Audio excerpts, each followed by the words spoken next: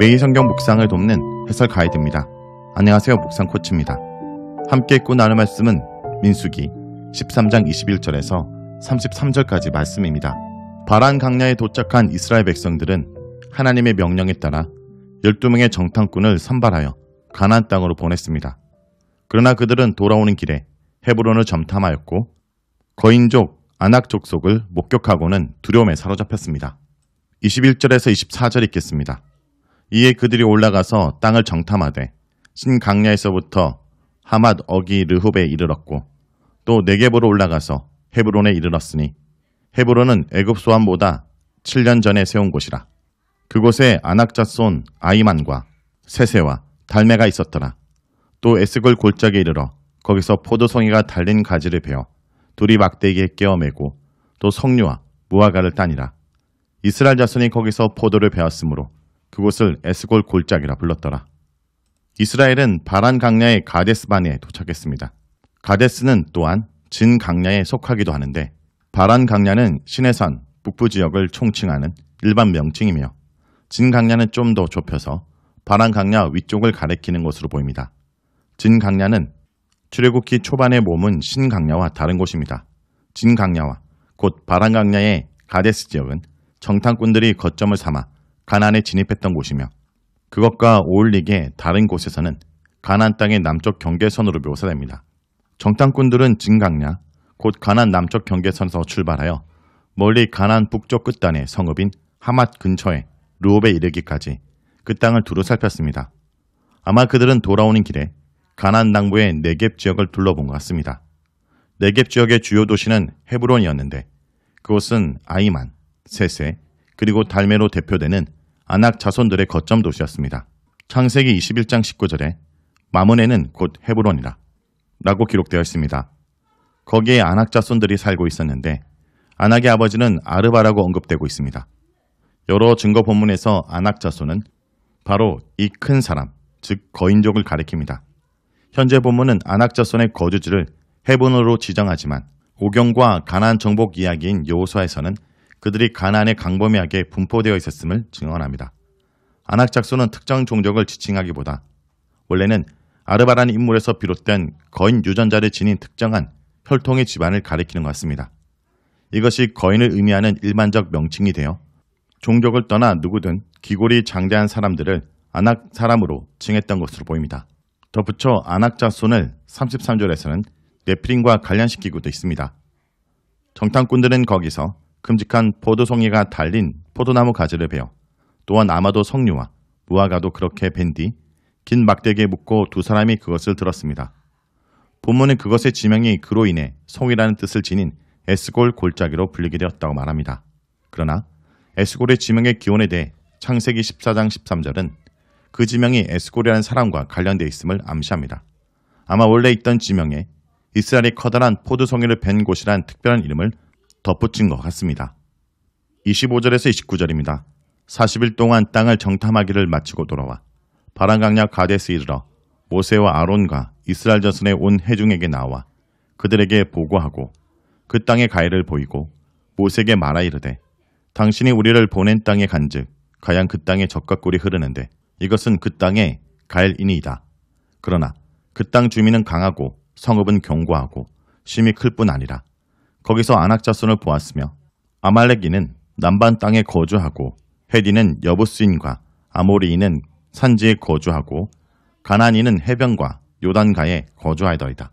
정탐꾼은 40일 동안 그 땅 전역을 정탐하고 돌아왔습니다.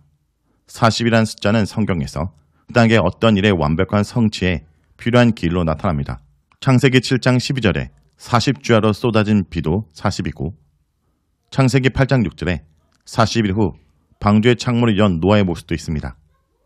사도행전 7장 30절에서는 모세가 미디안 강야에서 40년을 머물렀다 말하고 출애굽기 16장 35절에서는 강야에서 40년의 여행이라 말합니다. 출애굽기 24장 18절에서는 시내산 꼭대기에 40일을 머문 모세를 말하고 열왕기상 5장 4절에서는 다윗의 40년 통치를 말합니다. 마태복음 4장 2절에서는 예수님의 40일 금식을 말합니다. 그리고 사도행전 1장 3절에서는 예수님이 부활 후 40일 동안 지상에 머무심을 말합니다. 이렇게 40이라는 숫자는 무언가를 성취하기 위한 필요한 기간으로 나타납니다. 가데스에 돌아온 그들은 자신들이 보고 조사한 것들을 백성들에게 보고합니다. 그 내용은 두 가지로 나뉘는데 하나는 긍정적이고 다른 하나는 부정적입니다. 첫째, 그 땅은 실제로 젖과 꿀이 흐르는 땅입니다. 젖과 꿀에서 꿀은 과일꿀입니다. 일종의 과일 시럽이라 할 수 있는 과일꿀은 주로 대추나무 열매로 때로는 포도로 만들었습니다. 대부분 성경들이 이 둘을 모두 꿀로 번역해 구분이 되지 않으나 문맥에서는 양자의 구별이 가능합니다. 예를 들어 삼손이 사자시체에서 얻은 꿀은 야생꿀이지만 추수 및 소산물의 축복과 관련해서 나오는 꿀은 풍부한 과일 생산의 결과인 과일의 꿀로 볼 수 있습니다. 풍부한 젖은 가축들이 잘 자란다는 뜻이고 풍부한 꿀은 과일 농사가 잘 된다는 의미입니다. 곧 젖과 꿀이 흐르는 땅은 목축과 농사가 잘 되는 땅을 말합니다. 그들은 그 증거로 자신들이 가져온 커다란 포도송이와 무화과와 석류를 보여주었습니다. 둘째, 그 땅의 성들은 요새와 같이 견고하고 거인족 아낫 자손들이 살고 있으며 다양한 민족들이 그 땅 전역의 주요 거점 지역들에 흩어져 세력을 구축하고 살고 있었습니다. 남쪽의 저지대는 아말렉, 북쪽의 산악지역은 헷, 여부스, 아모리인들, 그리고 해변과 요단 강변에는 다른 가나안 족속들이 살고 있었습니다. 즉 가나안 땅 전역의 구석구석에 여러 종족들이 흩어져서 이미 각 지역에 견고한 지배 세력이 되어 있었습니다. 이것은 그 땅에 사는 여러 종족들의 군사적 준비와 신체 조건, 그리고 군대의 규모에 대한 보고입니다. 한마디로 그들은 전국적으로 군사력이 강하고 방어체제가 견고합니다. 둘째의 부정적이고 비관적인 보고 내용은 첫 번째의 긍정적 보고 내용을 단번에 상쇄시켰습니다. 땅은 놀라울 정도로 좋으나 정복은 불가능해 보이는 것처럼 말합니다. 그러므로 그 땅은 단지 그림의 떡일 뿐으로 말합니다. 30절에서 33절 읽겠습니다. 갈렙이 모세 앞에서 백성을 조용하게 하고 이르되 우리가 곧 올라가서 그 땅을 취하자 능히 이기리라 하나 그와 함께 올라갔던 사람들은 이르되 우리는 능히 올라가서 그 백성을 치지 못하리라 그들은 우리보다 강하니라 하고 이스라엘 자손 앞에서 그 정탐한 땅을 악평하여 이르되 우리가 두루 다니며 정탐한 땅은 그 거주민을 삼키는 땅이요 거기서 본 모든 백성은 신장이 장대한 자들이며 거기서 네피림의 후손인 아낙 자손의 거인들을 보았나니 우리는 스스로 보기에도 메뚜기 같으며 그들이 보기에도 그와 같을 것이니라. 백성들은 정탐꾼들의 비관적 보고를 듣고 좌절하며 웅성거렸던 것 같습니다. 이때 갈렙이 등장하여 모세 앞에 서서 백성들을 진정시킨 뒤 용기를 북돋는 연설을 합니다. 그는 올라가서 그 땅을 차지하자 우리가 반드시 이길 것이라고 외칩니다. 여기서 갈렙은 설득을 위해 강한 수사적 어법을 구사합니다. 그가 사용한 동사 올라가다와 할 수 있다를 보면 두 동사 모두 본동사 앞에 그 동사의 부정사 절대형을 둠으로써 그 동작을 크게 강조하고 있습니다. 이와 같은 표현은 강조, 반복, 신속한 행위들을 나타냅니다. 갈렙의 용기백백한 모습이 엿보이고 또한 그가 백성들을 설득하기 위해 안간 힘을 쓰고 있음이 드러납니다. 그의 용기는 곧 여호와에 대한 그의 믿음이었습니다. 다음 단락은 갈렙 외의 여호수아가 이 일에 적극 나섰음을 보여줍니다. 그러나 다른 정탐꾼들은 모두 한 목소리로 비관론을 쏟아냅니다. 가나안 족속들이 워낙 강하기 때문에 이스라엘 백성의 군사력으로는 그들을 이길 방법이 없다라는 것입니다. 심지어 그들은 첫 번째 보고에서 자신들이 가져온 엄청난 가해를 보여주면서 매우 긍정적으로 평가한 그 땅 자체를 이제 악평하기 시작합니다. 죄로 물든 인간은 마음이 돌아서면 좋았던 일이라 사람에 대해 갑자기 악담을 하는 나쁜 습성을 지니고 있습니다. 악평으로 번역된 단어는 나쁜 보고, 부정적 평가를 의미합니다. 그 땅은 사람을 잡아먹는 땅이다 라고 말합니다. 아마 이것은 가나안 땅의 강한 부족들이 약한 부족들이나 외부 세력들을 몰살하고 제압하며 살아가는 상황에 대한 묘사일 것입니다. 정탐꾼들은 백성들 앞에서 공포심을 조장하며 자신들이 목격한 거인족인 아낙 자손들에 대해 묘사합니다. 그들은 모두 키가 큰 족속들인데 심지어 네피론의 후손인 거인족 아낙 자손도 있었습니다.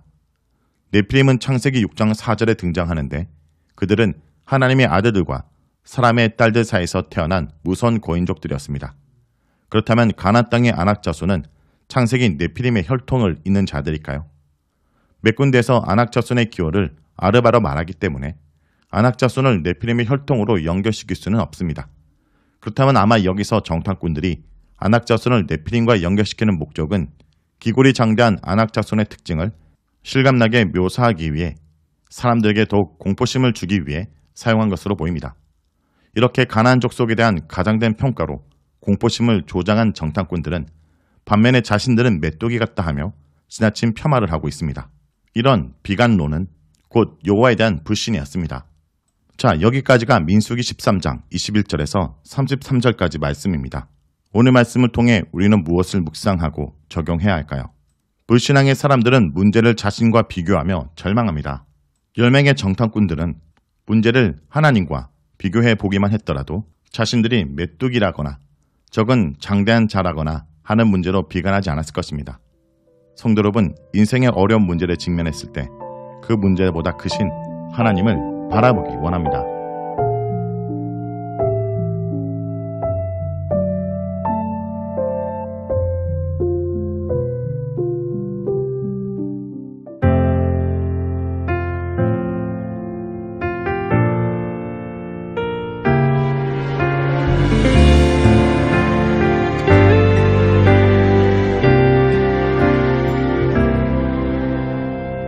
주께서 주신 모든 시간 헛된 것 없네.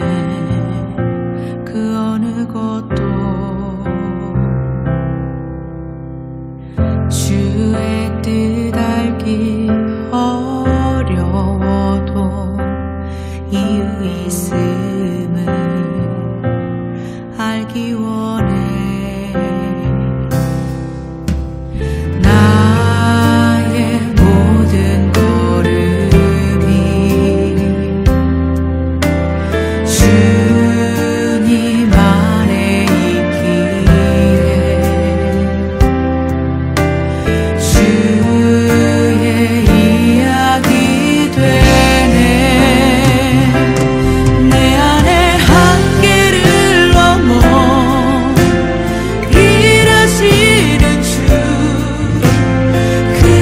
주의